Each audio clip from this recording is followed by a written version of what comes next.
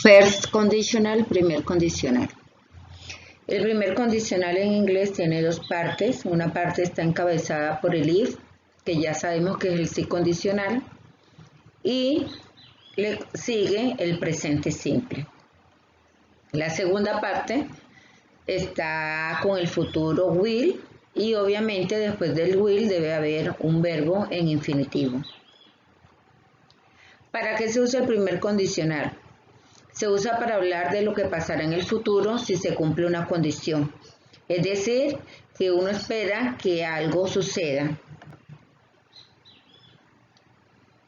Ejemplo, if I have time, I will call you.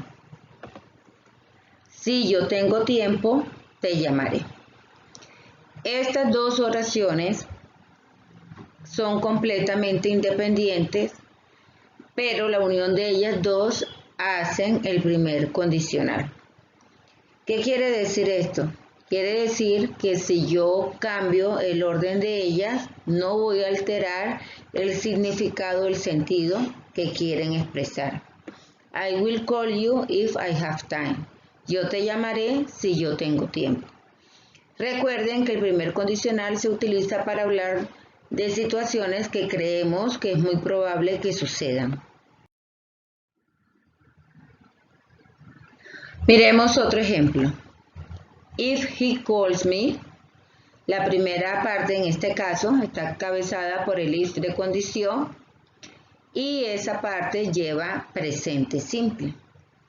La segunda parte, I won't answer, lleva el futuro con el auxiliar will. Si él me llama, yo no le responderé.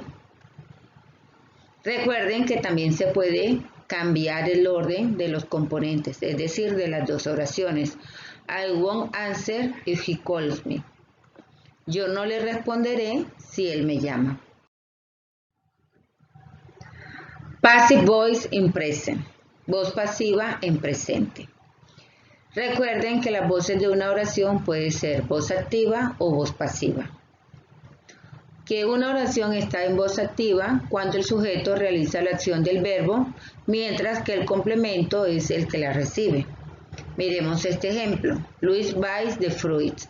Luis, que es el sujeto, realiza la acción que está expresando el verbo, en este caso comprar.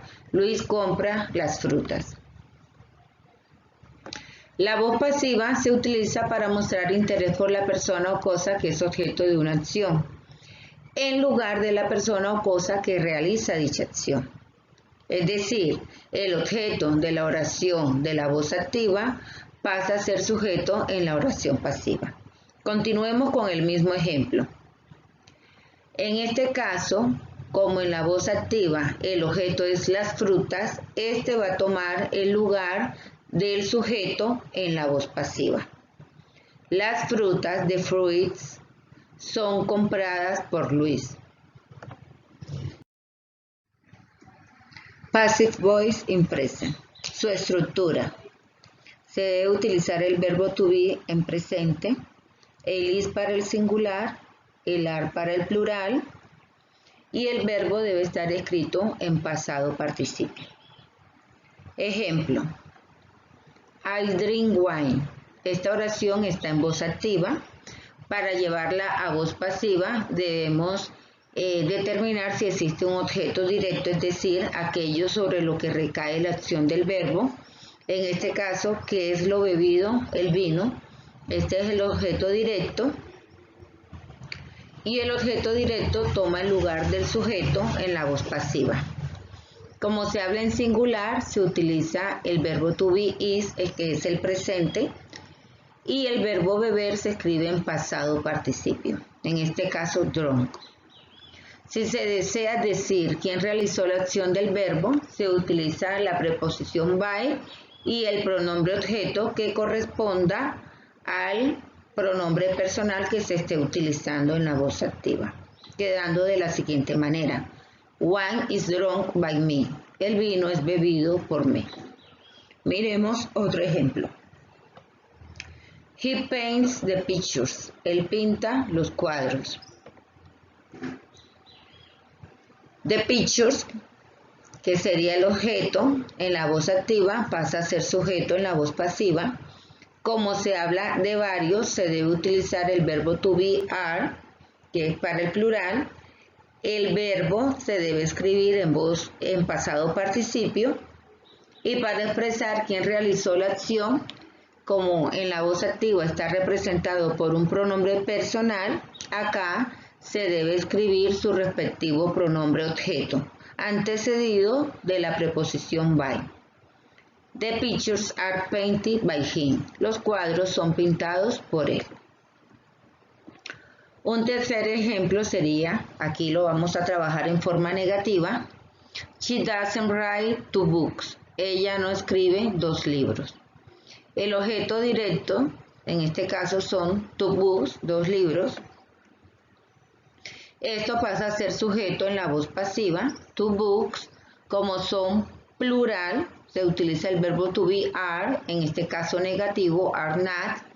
El verbo se escribe en pasado participio. Para decir quién realizó la acción, se coloca la preposición by y en este caso debe escribirse el pronombre objeto que corresponda al pronombre personal she. 2 books are not written by her. 2 libros no son escritos por ella. Actividades a desarrollar. En la primera actividad se va a trabajar el primer condicional. Se va a completar la oración con la opción correcta. Se debe escoger entre A o B.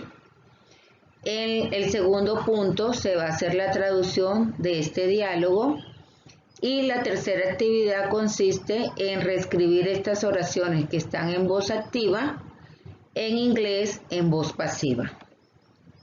Bueno, jóvenes, espero que la explicación les haya servido para desarrollar su guía de una mejor manera. Dios los bendiga.